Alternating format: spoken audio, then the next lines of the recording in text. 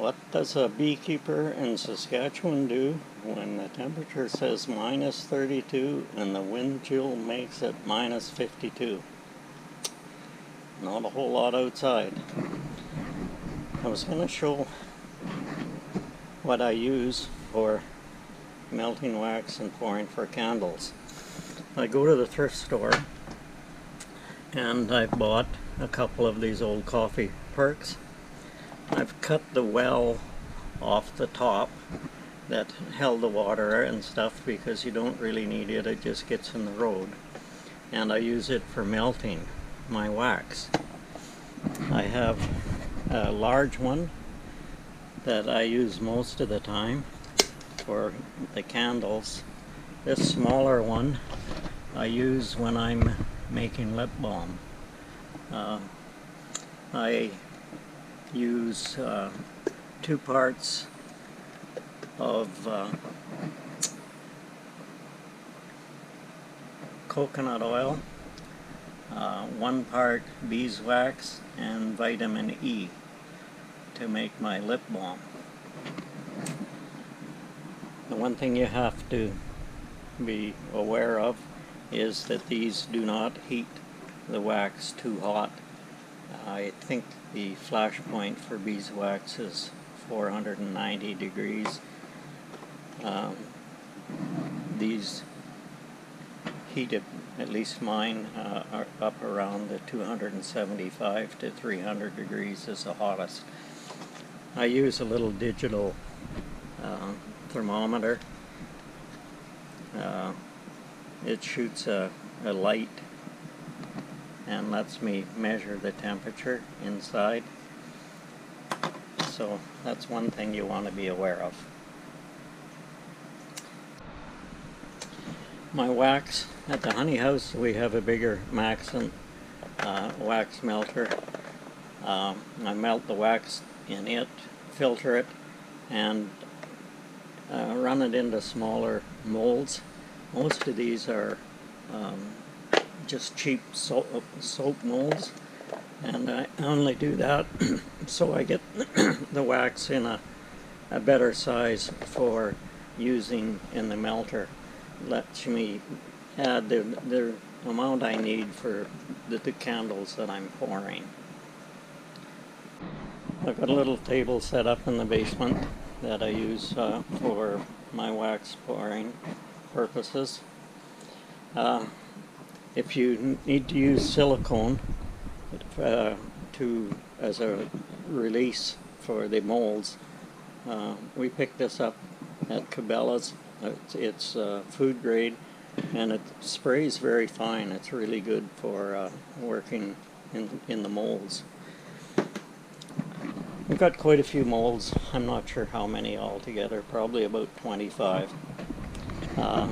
Some of these are cheaper Chinese molds. I find they're not nearly as good. You have to be careful. In time they'll want to leak where the wick goes through the bottom.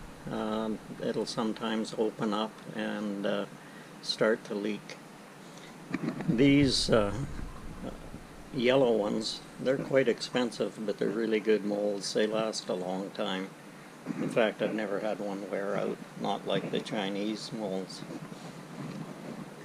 Some of the things that I use, these go across the top of the mold, hold the wick up in the proper position for pouring. I bought these off of Amazon. They're quite cheap. You need a good sharp knife for cutting strings. I also use a good set of nail clippers. Works pretty good. Lots of elastic bands to go around the molds and hold them. I use scissors for cutting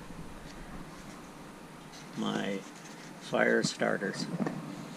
Most woodworkers have a bit of sawdust laying around. What I do, I pour some sawdust in each section, pour my beeswax on top, and then you cut in between every one so that they're easy to tear off. And these fire starters work really good. We use them for starting the fireplace all the time. They'll burn for 15, 20, 25 minutes and get your fire going. Another thing I like, if I can find the right size tubes, is to put a cardboard tube around the wax mold. It makes them a little more sturdy and helps hold them in place a lot better.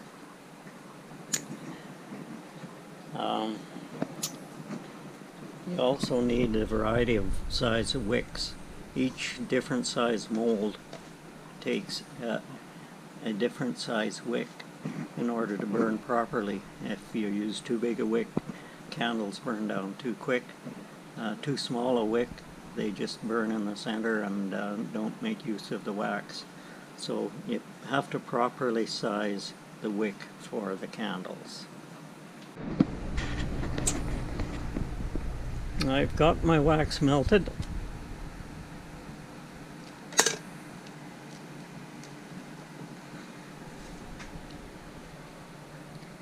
And then it's just a matter of pouring it into the molds.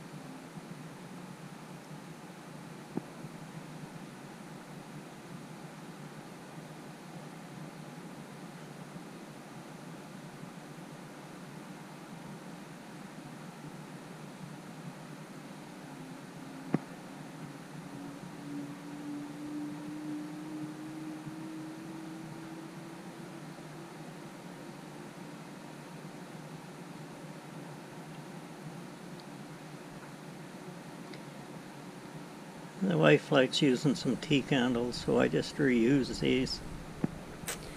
And that's about it.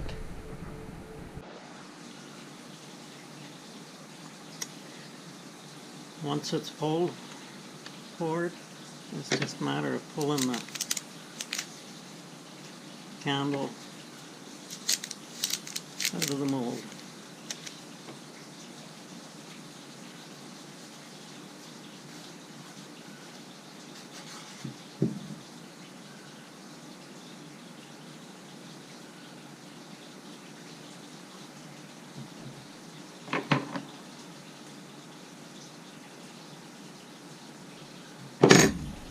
Just as simple as that. And as that famous Manitoba beekeeper would say, Bob's your uncle.